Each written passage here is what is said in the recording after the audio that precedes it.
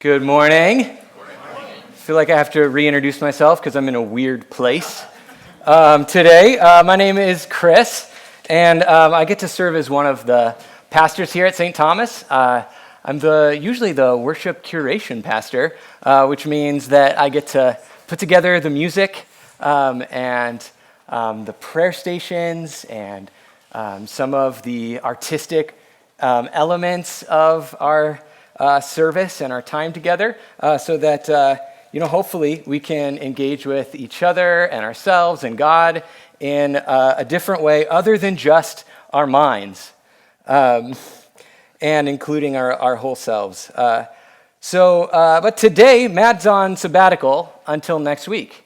So that means I'm living a little outside of my comfort zone and bringing the message. I think I said this last time, but this is like the second sermon I've done in a decade or so. But I'm a lot more comfortable with the guitar in front of my vital organs, so this podium I will have to kind of do, I guess. But before we get to the scripture today, which we're in our series called the Lectionary, and we are following the church calendar, and we are in a time period called Common Time.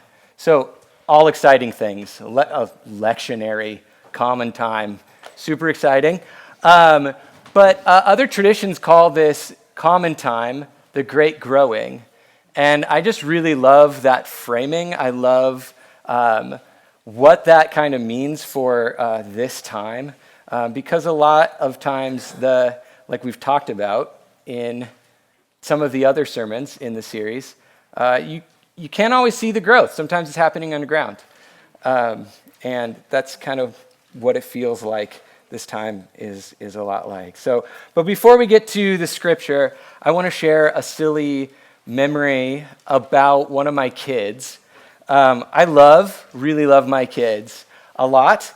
But they are not the best at naming things. Have you noticed that? Kids are not the best at naming things. They'll usually one of my kids had a doll collection, and it was just whatever the hair color of that doll was, plus a Y, usually, or like a food. So it was we had a lot of cupcake, and, we had a doll it had brown hair, so it was Brownie, of course, which is a food, or maybe slightly, racially insensitive. I don't know. They didn't know that at the time. But after reading today's scripture, I came to the realization that adults aren't always great at naming their children either. And if you look through the book of Genesis, you'll see kind of a lot of strange and interesting names that end up shaping the people who then become, who take on those names, right? They don't get to choose their name. Their parents chose it for them, but they have to live with that name, and oftentimes they live into that name. So the other thing that I really like about the lectionary is it takes us into weird stories we don't normally spend a lot of time in. And today we're in the book of Genesis. I know a lot of the sermons past, they're we'll do the gospel, which is good. I really love that too. But I always love just a good, solid story that is, about a messed up family, because, I feel like I can connect with that. But there's a story behind every name, and usually there's a story behind the story. So before we get to the passage today about Jacob, we're going to talk a little bit about his dad. And his name is Isaac. Yeah, that Isaac, the one who was once a child and followed his dad up a mountain with his arms full of firewood and was laid down on an altar and saw his dad with a knife in his hand, and a look in his eye that was like, yeah, I was really about to do that, And I think that does something to a person, even if the story didn't end with, the sacrifice. Seeing his dad in that situation, I'm sure, impacted him greatly. And this is also interesting. Genesis 22:8, the end of that story, is the last recorded exchange between Isaac and Abraham. I don't think that's coincidental either. Isaac is never mentioned even coming back down off the mountain. We don't have that story. It talks about his dad going down. But he was never the same. And then the story picks up with a 60-year-old man named Isaac, about to become a father of twins. And according to the text, they were fighting with each other before they were even born. Rebecca, their mother, just felt the UFC fight going on in her womb. And they arrived minutes apart. Again, not great at names. The first son was named Esau, which, means hairy. Apparently, he was a very hairy baby, with red hair. It means hairy and rough. That's what they named him, hairy. Okay. Then his brother was what came out minutes after him, holding on to his hobbit-like foot, I'm sure, hairy foot. And so naturally, the parents named the second twin heel grabber, or the Hebrew word Jacob, the one who grabs at what's ahead of him. His parents watched him being born and named him for what he was doing to his brother, not for something they hoped he would become, right? Not for something they felt about him. They named him after what he was doing to his brother.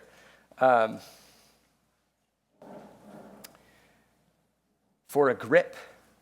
And the household split down the middle after this. Isaac loving Esau, it says, and rejecting Jacob. And Rebekah loving her son Jacob.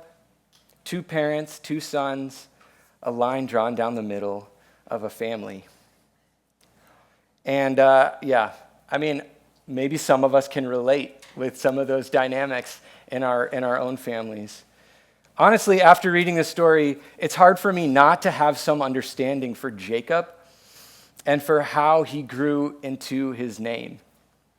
At one point, he catches his brother Esau starving one afternoon and offers to trade him a bowl of soup in exchange for something of equal value, his entire birthright. Then Rebekah and Jacob worked out this crazy plan to trick Isaac. Isaac is old at this point. He's dying, and he's losing his sight. So Jacob covers himself in goat skins. That's how hairy his brother was. I get the whole Esau name. Maybe his name really was the good, the right name. I don't know. Puts on his brother's clothes, so he smelled like his brother. So he apparently had a good, ripe odor, smelled of the forest, because he was a hunter, and presents himself to his father. Isaac reaches out for his and asks, "Who are you, my son?" And Jacob says, "I am Esau, your firstborn, the son that you love." He lies about his name in the dark to a father who can't see his own son. And notice what the plan required, putting something between them. He steals the blessing by making sure his father never actually touches him. never actually knows him. The plan works, and it costs him everything. When Esau finds out, he's furious, and he swears that as soon as his father passes, that he's going to kill his brother. I love how he's going to wait till his dad dies before doing that. He's like, you just wait till dad dies. I'm going to murder you.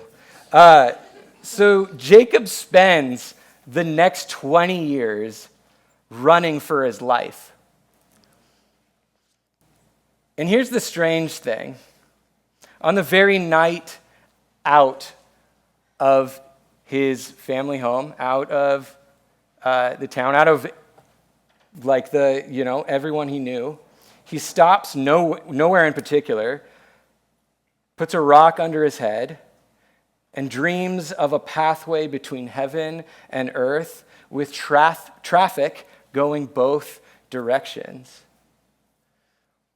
He has clarity in a moment of chaos, a glimpse of another kind of inheritance in the middle of a deep woundedness and loss and betrayal. And when he wakes up, before he starts running again, he says, God was here the whole time, and I had no idea. He's on the run for nearly 2 decades. He goes to work for his uncle, who turns out to be a better trickster than he is. And in the dark, again, he marries the wrong sister, which, who hasn't been there? After that, he actually has a turn of good luck, and his wages, seeded by this stolen birthright, increase. And it says they change 10 times. He comes out the other side wealthy, exhausted, and no longer certain that being the cleverest man in the room protects anyone. And then God tells him to go home, which is a scary thing. I've had to do that, and I practice that on a yearly basis, at least, Thanksgiving and Christmas around then.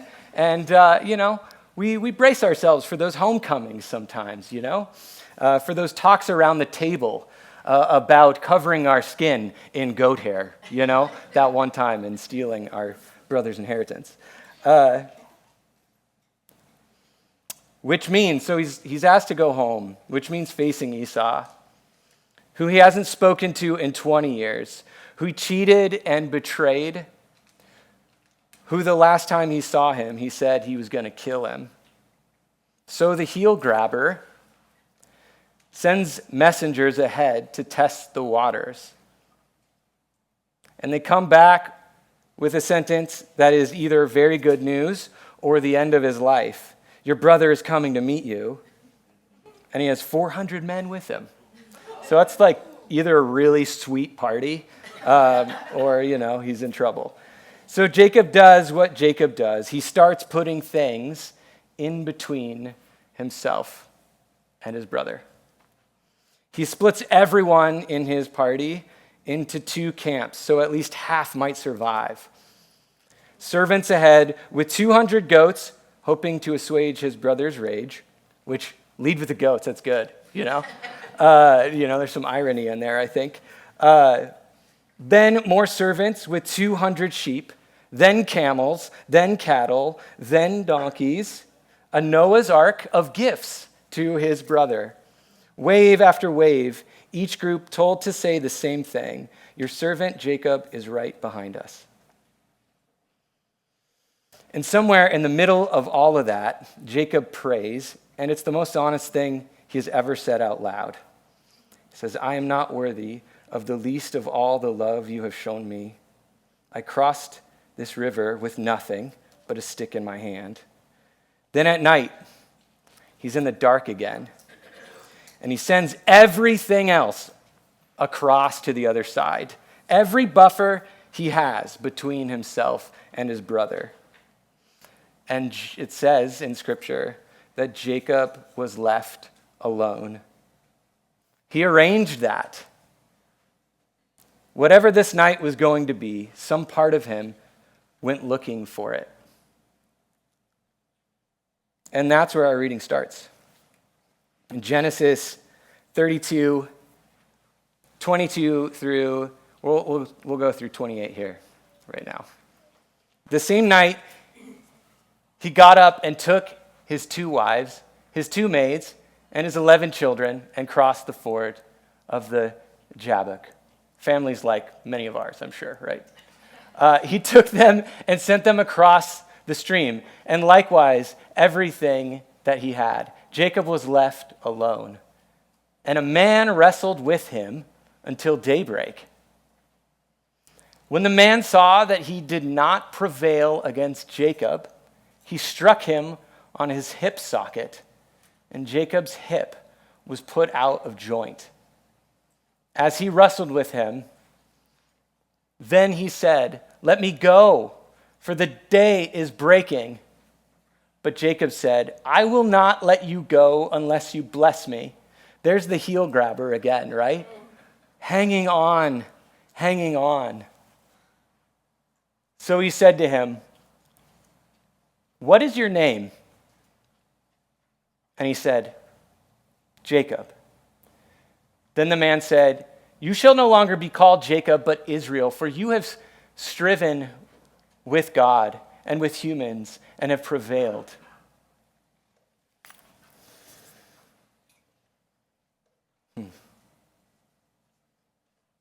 In the dark, someone asks Jacob his name again.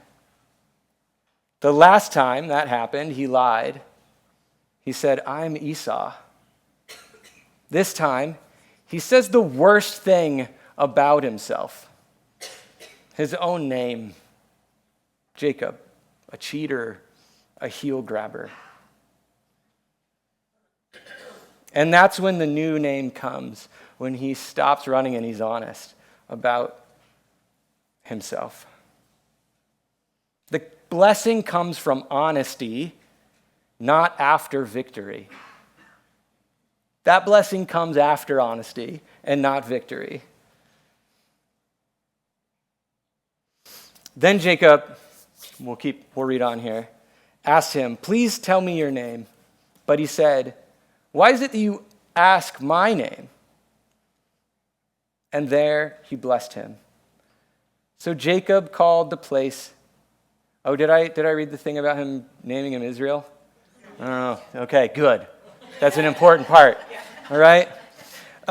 So Jacob called the place Peniel, saying, "For I have seen God face to face, yet my life is preserved."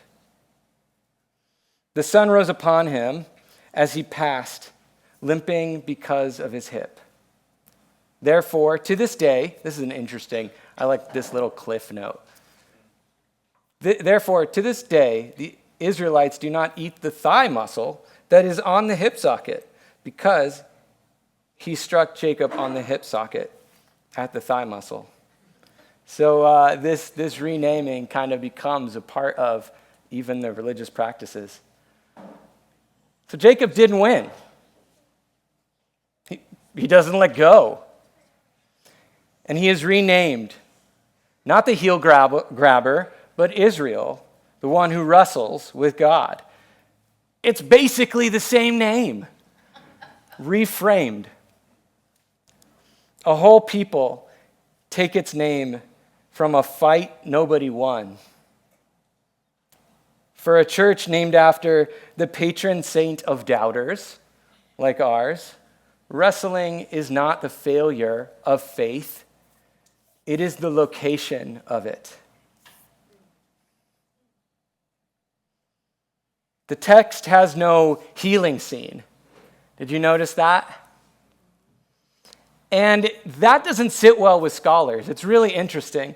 There's both Jewish and Christian scholars that try to write this and reframe this whole thing as if it didn't, one, either hurt him or he was healed at daybreak. And I don't think they did it because they were careless. I think they did it because a wound nobody fixes is hard to sit next to.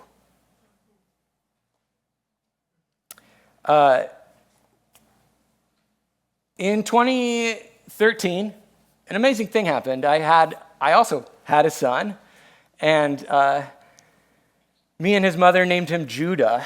And shortly after he was born, we found out he had cystic fibrosis, which is a genetic disorder. And his mom and I didn't know that we were both carriers, that we were recessive carriers.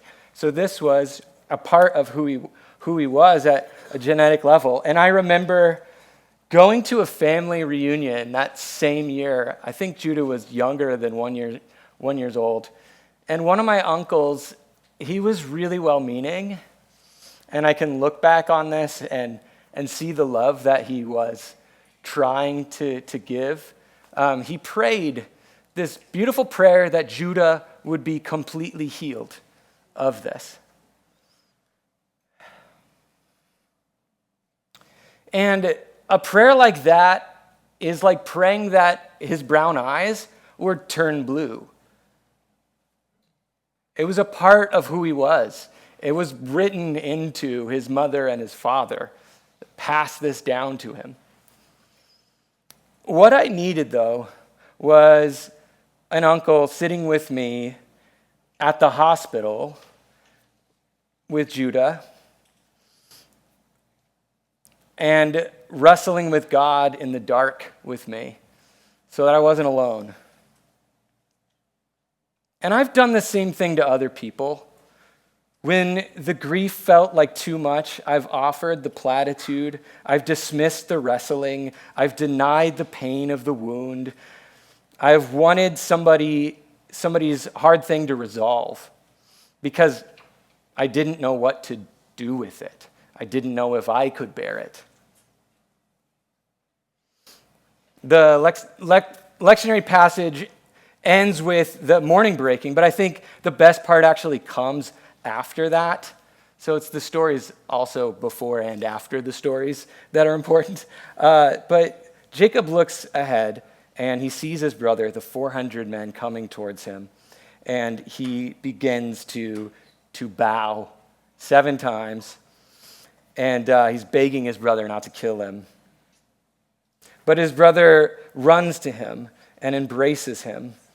He offers everything to his brother. He says, "You can have all of this, seeded from the birthright I stole from you."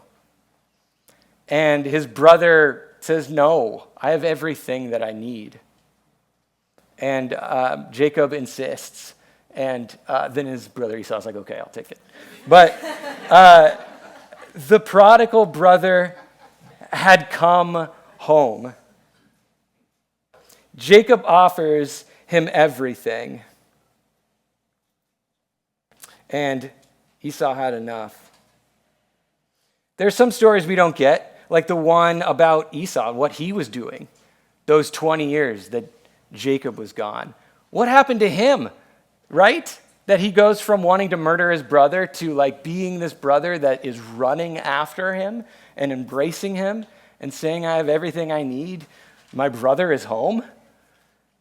There's a story there. I'd like to hear it at some point. And it's right there in the grace shown by his brother that there is, once again, clarity in the chaos. With a wounded hip and unclouded eyes, now able to see what had always been there in his brother's face, Jacob says, "For to see your face is like seeing the face of God." And he would know. He just wrestled with him the night before. Paul writes, "Now we see through a glass darkly, but then face to face." The phrase face to face is the same phrase Jacob used at the river. Jacob says, "I already did this and I lived." Paul says, one day, Jacob got the face and never got the name. And Paul says that one day we will know fully, even as we are already fully known. So go and limp towards somebody. The hip may not heal. Your eyes may open anyway.